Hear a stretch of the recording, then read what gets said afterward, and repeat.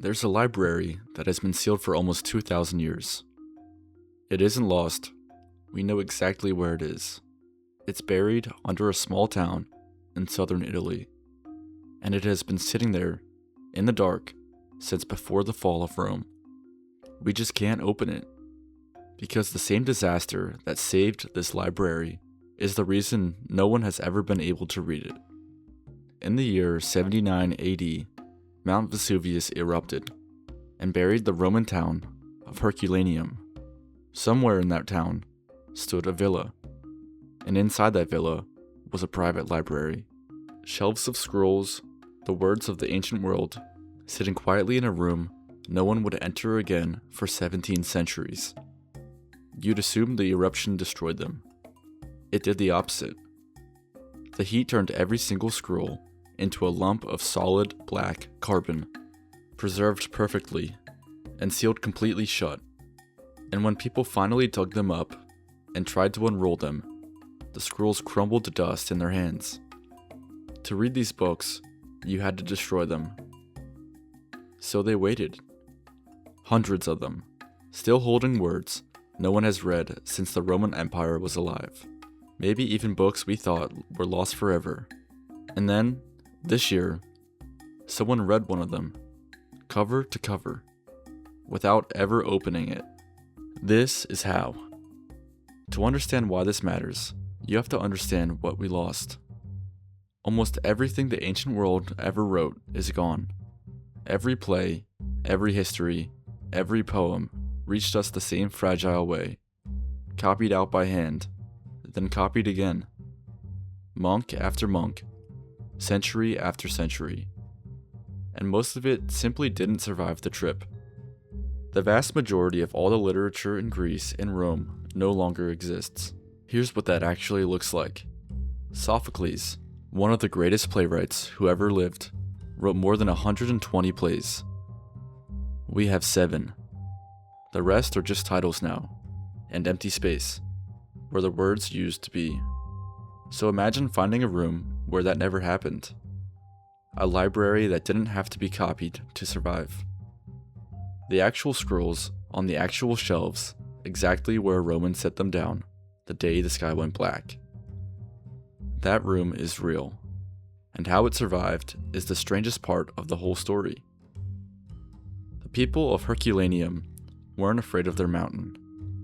It had been quiet their entire lives. So when it woke up, many of them didn't run. Why would they? Mountains don't swallow small towns. This one did. But Herculaneum didn't die the way Pompeii did. Pompeii was buried slowly, under a rain of ash. Herculaneum got something hotter and stranger. Waves of superheated gas and rock that hardened around the town and sealed it.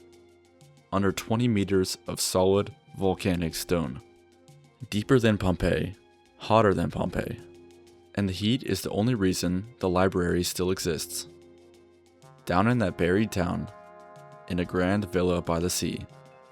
A villa so lavish that historians believed it belonged to the family of Julius Caesar's own father-in-law. The scrolls didn't burn to ash. They carbonized. They turned to carbon the way wood turns to charcoal.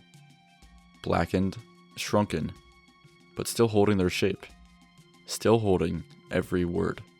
And this is the part that makes it the most important room in the history of archaeology. Every other great library of the ancient world is gone. Alexandria, gone. The collections of Rome, gone. Everything we have left survived, only because someone kept recopying it. This one didn't need copying. It is the only library from the entire ancient world that survived as itself. Which means somewhere in it, there could be books no modern human has ever read. The only problem was getting them open. For almost 1700 years, nobody tried, because no one knew it was there. Then, in the 1750s, workers digging near Naples broke through into the buried villa. They found statues, marble floors, and piles of small black lumps. They thought it was firewood. Some of it they threw away, burned it, or tossed it in the rubble, before anyone stopped to look closely. And when someone finally did look closely at one of those lumps, they saw it. Writing. The firewood was books, and this is where the heartbreak began. Because a carbonized scroll isn't really a scroll anymore. It's a brittle, fused brick of carbon. Try to unroll it, and it doesn't unroll. It shatters. It comes apart in flakes and crumbs in your fingers. To read it, you had to open it. To open it, you had to destroy it. That was the bargain. And for 200 years, desperate people took it. One man simply cut the scrolls in half with a knife and scraped out the insides, throwing the outer layers away to reach the next text underneath. Then a priest named Antonio Piaggio built a machine, a delicate rig of silk threads that peeled a scroll open a fraction of a millimeter at a time. It was gentler. It was, for its day, brilliant. It still took him 4 years to open a single scroll, and hundreds of others fell apart anyways. Now, sit with what that cost us. Every one of those books begins on the outside of the roll, and the outside is the first part to crumble. The beginnings went first, the titles, the opening lines. To this day, there is not one person alive who has read the first sentence of a Herculaneum book. We only ever get the middle, if we get anything at all. One scroll was carried across Europe to be opened by one of these machines. It came back as a box of crumbs, glued to tissue paper, and pressed behind glass in 12 wooden frames. An entire book turned to confetti. And every failure raised the same unbearable question. How many had already been destroyed? How many lost histories, lost plays, lost ideas had crumbled between someone's fingers and vanished? This time, for good. By the 20th century, the world gave up. The scrolls that were left, more than 800 of them, still sealed, were quietly locked away. Some are hidden so carefully that the people guarding them won't say exactly where they are. And a decision was made. We will not open these. We will wait. Maybe one day there will be a way to read a scroll without unrolling it, and we will leave that to a future clever enough to solve it. We are that future. So, how would you do it? The obvious answer is probably already in your head. Don't open it, scan it. Put it in an X-ray machine, the kind that sees through your body, and read the layers without ever touching them. People tried, and they hit a wall so perfect, it almost sounds like a cruel joke. The Romans wrote in carbon ink, soot and water. The scroll is now carbonized papyrus, which is also, chemically, carbon. So you have black carbon ink sitting on a black carbon page.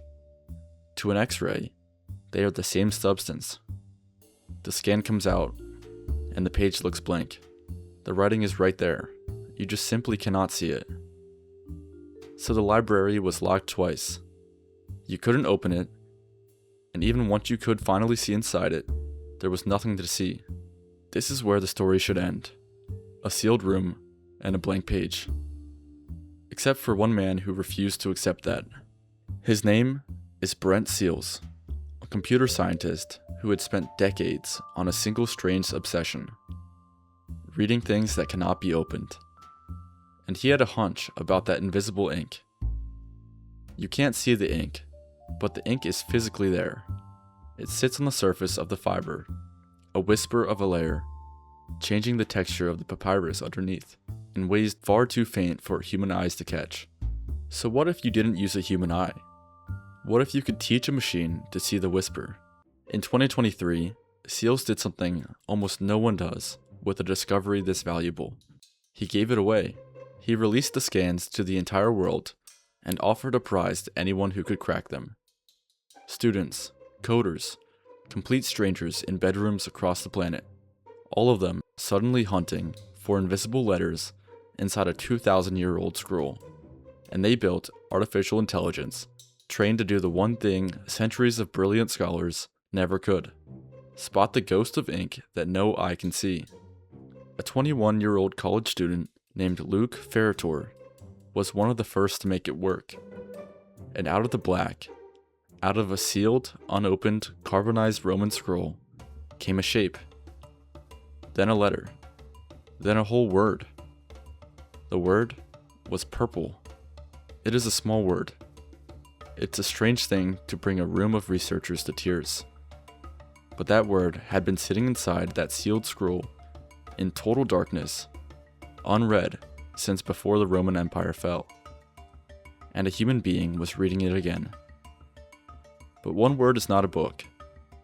A word is a spark. The real question was still standing there, enormous.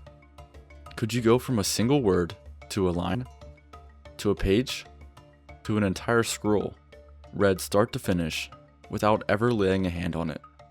That question became a race. This year, they answered it. In 2026, a team took one sealed scroll, a lump of black carbon no human hand had opened in 2,000 years, and unrolled it entirely inside a computer.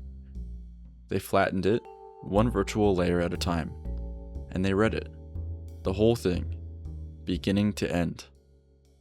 Inside was a work of philosophy, written before the birth of Christ, unread by any living person until that moment. The impossible thing was done. A closed book from the ancient world, read without opening it. And that should be the happy ending.